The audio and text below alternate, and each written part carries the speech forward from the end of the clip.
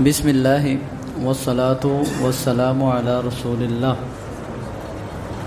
ہمارے عموماً ایک سوال جو ہے وہ پیدا ہو جاتا ہے، مغرب کی جب اذان ہوتی ہے تو کچھ لوگ جو ہیں وہ پریشان ہو جاتے ہیں کہ جماعت فوراً کیوں نہیں کھڑی کی گئی۔ اس بارے میں لوگ پوچھنا شروع کر دیتے ہیں، یا پیچھے جماعت کروانے کی کوشش کرتے ہیں، یا اپنی نماز سٹارٹ کر دیتے ہیں۔ تو اس بارے میں بات یہ ہے، ایک تو یہ اچھی بات ہے کہ اگر کوئی بھی آپ اپنے علم کی حد تک کوئی نیا کام دیکھیں نا تو اس کے بارے میں پوچھا کریں کہ یہ کام کیوں ہو رہا ہے۔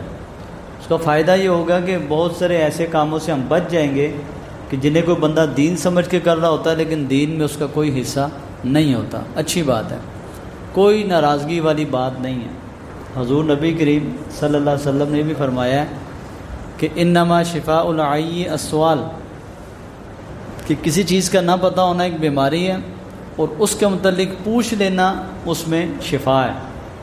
سوال کریں گے تو سمجھے آپ کو شفا مل جائے گی۔ وہ نہ علم ہونا بیماری ہے، نہ پتہ ہونا بیماری ہے۔ مجھے بڑی اچھی طرح یاد ہے، ایک دفعہ میں ادھر پیچھے ہی کھڑا تھا جب یہ مسجد ہم نہیں بنی تھی ابھی، تو ایک بندہ آیا، اس نے ایسے کھڑا کہتا ہے یہ کیا کر رہے ہیں؟ ان کا جی یہ نوافل پڑھ رہے ہیں مغرب کے پہلے کے۔ اس نے ایسے زمین کو دونوں انگلیاں لگائیں نیچے ہو کے، اٹھ کے کھڑا ہوا، دونوں کانوں کو ہاتھ لگائے اور کہنے لگا جی میں پورا پاکستان پھرا ہوں، میں نے کبھی یہ چیز کہی بھی نہیں تھی، میں پیچھے کھڑا ہوں، ساتھ سن رہا ہوں اس کی بات کو۔ یہ ہو جاتا ہے اس طرح۔ وہ اتنا بندہ پریشان ہو گیا کہ یار یہ کیا ہے۔ ایسے کئی دفعہ مسائل جو ہیں وہ ہم پریشان ہو جاتے ہیں۔ اس میں بالکل بھی ناراضگی نہیں ہے، بشرطے کہ بدتمیزی نہ شامل ہو بیچ میں۔ اگر اچھے طریقے سے سوال کیے جائے تو اس کا جواب یہ ہے، حضور نبی کریم صلی اللہ علیہ وسلم نے ارشاد فرمایا ہے کہ بین کل آذانین صلاۃ، کہ ہر دو اذانوں کے درمیان، دو اذانوں سے مراد کیا ہے؟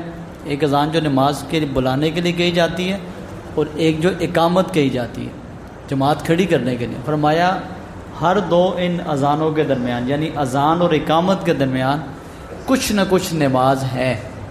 اب جیسے 4 نمازیں باقی ہیں تو مغرب بھی اسی طرح ہی، اس کے درمیان بھی ٹائم ہم دیں گے کیونکہ کچھ نہ کچھ نماز اس میں پڑھنی ہے ہم نے۔ دوسری جگہ آپ علیہ السلام نے فرمایا کہ صلو قبل المغرب، صلو قبل المغرب، مغرب سے پہلے کچھ پڑھ لو، مغرب سے پہلے کچھ پڑھ لو۔ تیسری مرتبہ فرمایا لمن شاء، جو چاہے پڑھ لے، کیونکہ اگر یہ لمن شاء کا نبی صلی اللہ علیہ وسلم اختیار نہ دیتے پھر ہم نہ پڑھتے تو گناہ گار ہو جاتے ہیں۔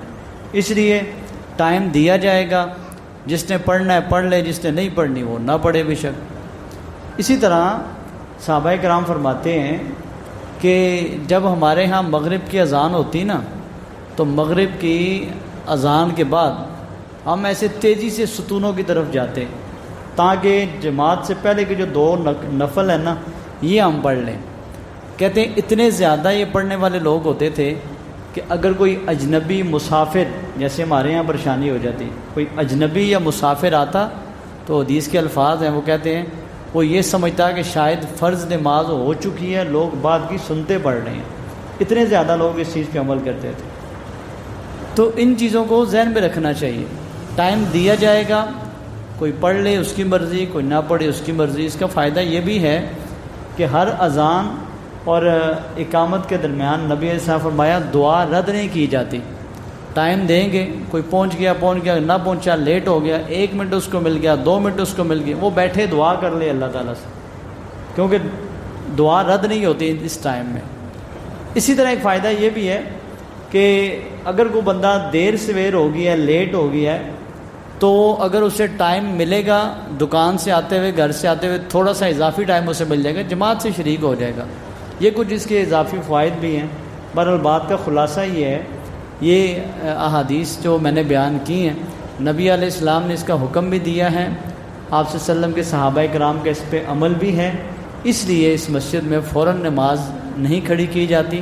احتیاطاً ہم 3 منٹ کا ٹائم دے دیتے ہیں، جسے مختصر 2 رکعات پڑھ لی جائیں تاکہ اس عظیم سنت پہ عمل ہو جائے۔ اللہ تعالی ہمیں اس کی توفیق عطا فرمائے۔